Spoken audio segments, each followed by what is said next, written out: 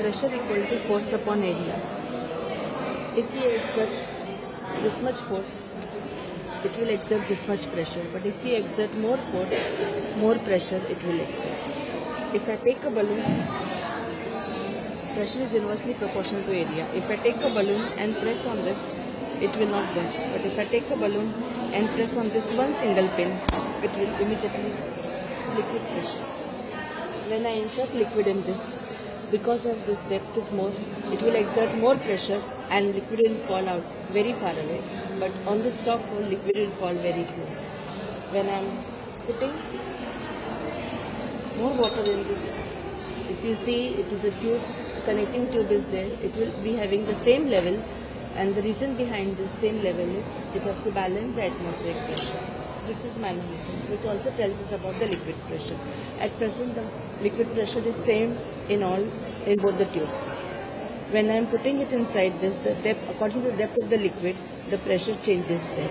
It will also change, it will not change if laterally I am moving it the same place, and it will not change if in any of the directions I am moving.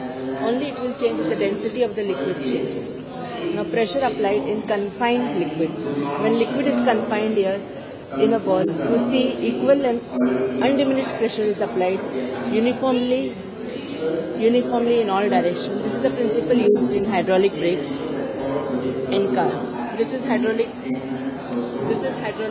jack which helps us to lift heavy objects here.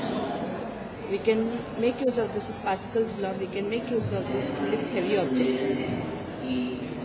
Air pressure.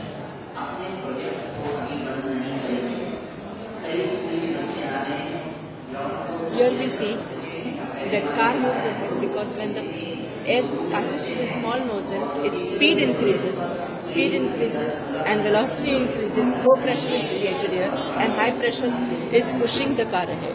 This is Boyle's law. Gas always follows some law.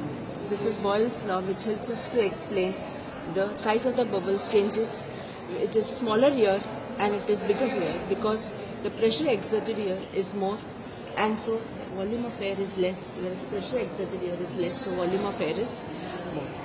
Further, we come to this Charles law. Another example of Boyle's law we can show here.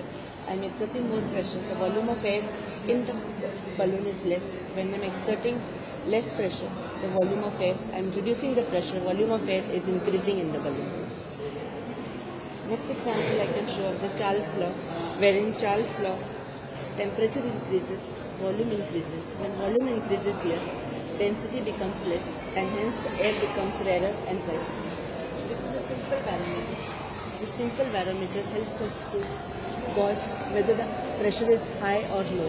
When pressure is high above this bottle, this high pressure will push the balloon down and will only, this indicator will go down. If pressure is low here, high pressure will be inside, that will bring the balloon up and the indicator will go down. That's all. This is Bernoulli's theorem. This is the principle of Bernoulli's theorem, wherein we are making use of, when we press this, air comes out, air is coming out with full speed to a small nozzle. When it comes out through a small nozzle, vacuum is created here, no pressure is created here, and hence the liquid rises up.